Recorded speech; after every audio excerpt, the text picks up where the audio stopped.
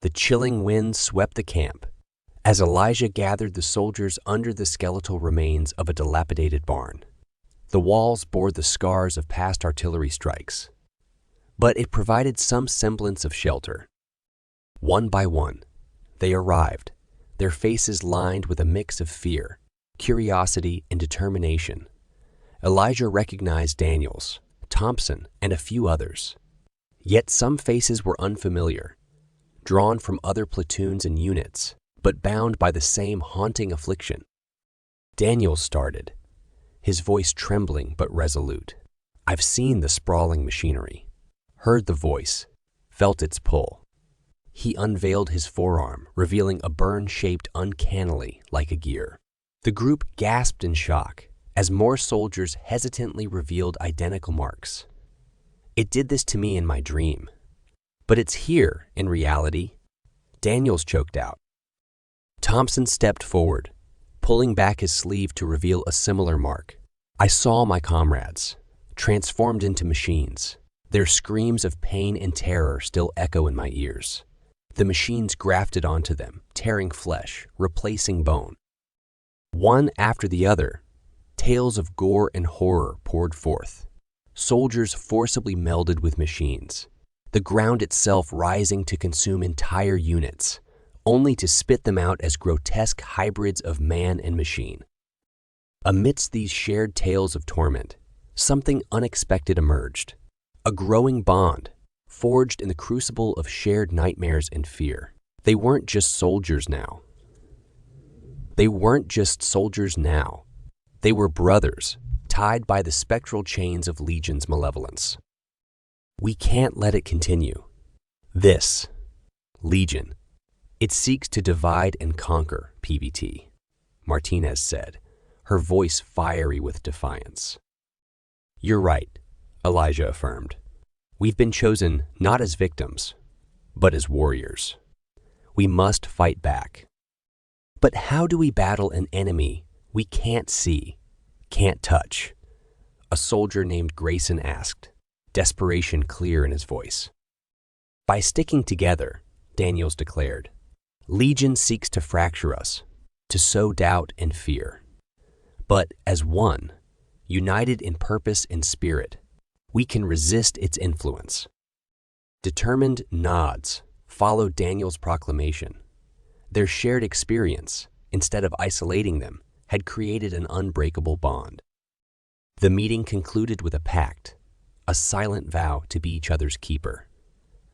To watch, to guard, to shield from Legion's insidious whispers. Each soldier, placing their hand over their heart, swore to combat Legion's influence and protect their newfound family. As they dispersed, the weight of their task loomed large, but they carried a renewed hope. In unity, they'd found strength, and in strength, they'd find victory. Legion had awakened forces it couldn't fathom.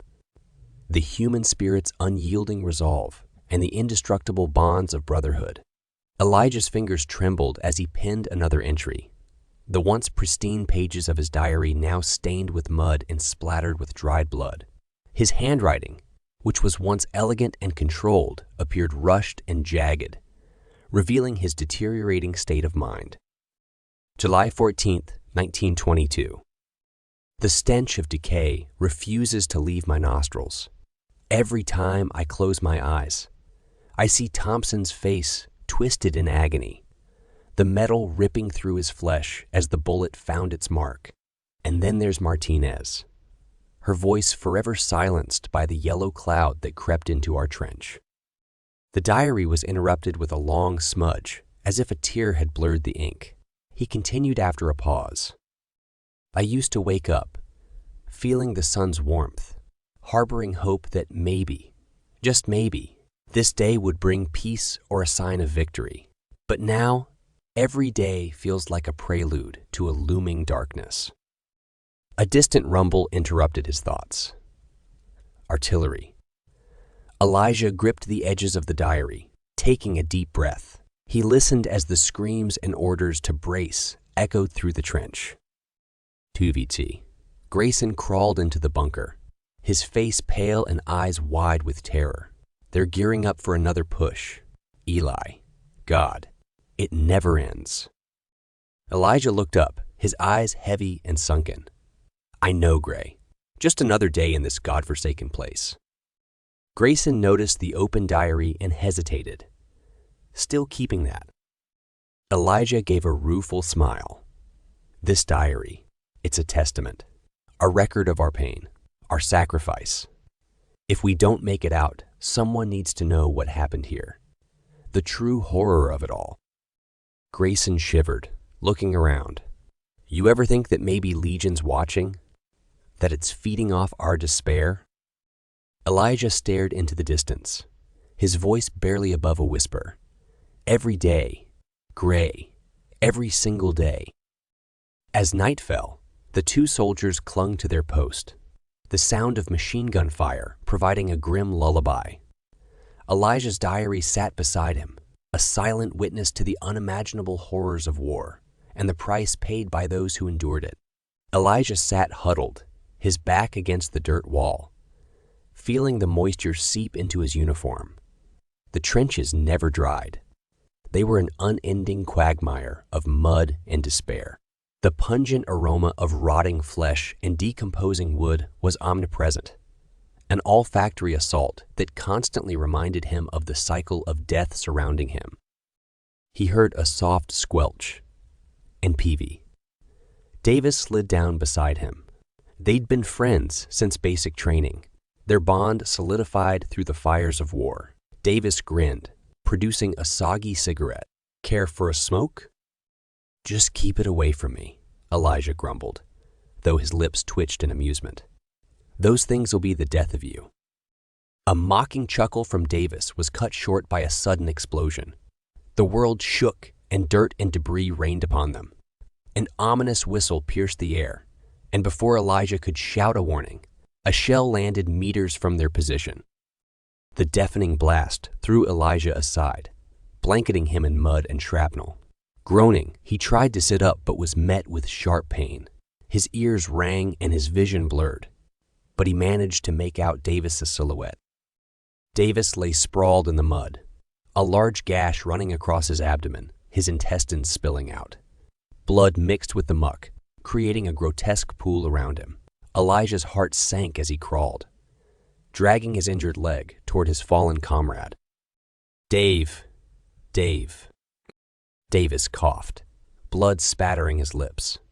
His eyes met Elijah's, filled with pain and fear. Guess those cigarettes won't be the death of me after all, huh? Elijah's vision blurred with tears. Don't talk like that. You're going to be okay. But his voice lacked conviction. They both knew the truth. Davis' fingers weakly grasped Elijah's wrist. It's okay, Eli. Just make it count. All this, make it mean something. Elijah's voice broke. I promise. Davis' grip slackened, his eyes glazing over as he drew one final, shuddering breath. The world around Elijah seemed to slow. He looked at his hands, covered in Davis' blood, and the weight of war pressed down on him like never before. His friend's lifeless body beside him, the sounds of continuing gunfire in distance, and the incessant cries of pain and death created a cacophony of despair. Why are we even here? Elijah whispered, his voice filled with anguish. What are we even fighting for anymore? The value of their sacrifices, the worth of every life lost, haunted his thoughts, making him question the very essence of the conflict around him.